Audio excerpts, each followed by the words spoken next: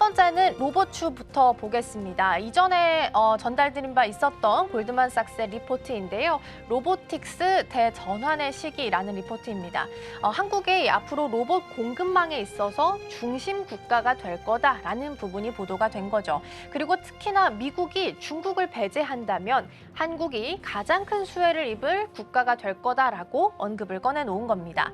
거기서 가장 예쁘게 봤던 종목은 사실 HL 만도였습니다. 커버리지를 개시를 하면서 목표가도 10만 9천 원까지 올려 잡았고요. 어제 상한가로 마감지었던 건 사실 화신이었습니다.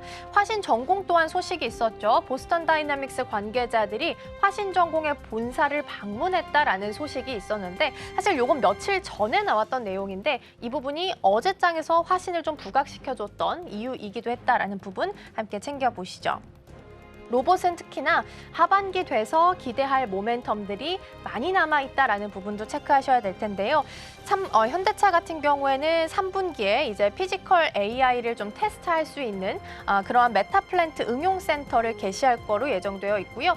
테슬라 같은 경우에는 옵티머스가 이번 여름에 공개가 예고가 되어 있습니다. 그리고 이번 여름을 기점으로 해서 올 연말이 됐을 때는 연간 100만 대까지 생산 능력을 확보할 것으로 예상되고 있고요. 중국도 로봇에 있어서 진심이죠. 지난 1일에 상하이 IPO 심사를 통과하면서 7월과 8월 사이에 상장을 예정하고 있다는 부분도 챙겨보겠습니다. 다음으로는 방산 쪽 보겠습니다. 어제 LIG DNA가 상한가 개장 초반에 계속 트라이를 좀 하다가 사실상 100만 원 이탈 좀 나타났다가 결과적으로 종가는 한 15%에서 마무리를 지었는데요. 그렇게 상승부를 켜줬던 배경은 라인메탈과의 파트너십 소식이었습니다. 라인메탈이 유럽 최대 규모의 방산 업체인데 이 업체와 함께 손을 잡으면서 LIG DNA가 앞으로는 유럽 시장도 같이 공략에 나서겠구나라는 부분을 시사를 하게 됐죠. 그래서 이번 협력의 의의를 간단하게 제가 좀 정리를 해봤는데요. LIG DNA 입장에서는 중장거리 방공망을 유럽에서 생산도 하고 판매도 할 수 있다는 게 가장 큰 장점입니다. 그러니까 워낙 진입 장벽이 좀 높은 시장이 유럽인데 유럽을 라인메탈의 손을 잡고 같이 쉽게 넘어갈 수 있다는 게 가장 큰 장점이고요. 라인메탈 입장에서 본다면 단거리 방공망을 패키지 형태로 같이 붙일 수 있다는 장점도 같이 가지고 있다라고 보시면 되겠습니다. 그리고 유럽의 방공시장 규모가 올해는 한 23조 원 규모인데 35년이 되면 36조 원까지 크게 늘어날 것으로 예상되고 있고요. 실제로 지금 유럽 국가들도 천궁2에 대한 구매를 검토하고 있다라는 이야기도 함께 솔솔 들려오고 있는 상황입니다. 마지막으로는 건설주 보도록 하겠습니다. 트럼프 대통령이 이란의 재건 기금을 추진한다라는 소식이 보도가 됐습니다. 그러니까 미국이 이란이 만약에 최종적으로 종전 합의에 오케이 동의를 한다라고 한다면 한 454조 원 규모의 재건 기금을 조성을 하겠다라고 이야기를 했고요. 이에 대해서 벤스 부통령도 사실상 인정을 했습니다.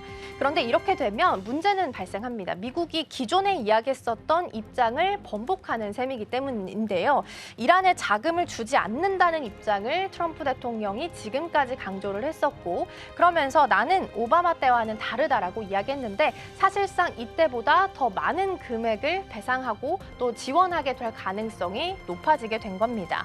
이란 쪽에서는 미국의 전쟁 배상금이다라는 형식으로 주장을 하고 있어서 약간의 단어에 있어서 의미 차이는 있어 보이지만 일단 미국 쪽 입장에서는 재건기금, 이란 쪽 입장에서는 전쟁 배상금이다라고 주장을 하고 있는 상황입니다. 그런데 이제 문제는 기금을 어떻게 운영할 것인가 이 부분이 될 텐데 아직까지는 좀 불분명합니다. 다만 정부가 아니라 민간 기업들 위주로 해서 이끌어갈 것으로 보이고요. 신한증권에서는 DLENC, GS건설이 최대 수혜가 될 거다라고 기대를 하고 있고 대신증권에서는 대우건설이 가장 재평가될 거다라고 이야기하면서 목표가 28,000원을 신규적으로 제시하기도 했습니다.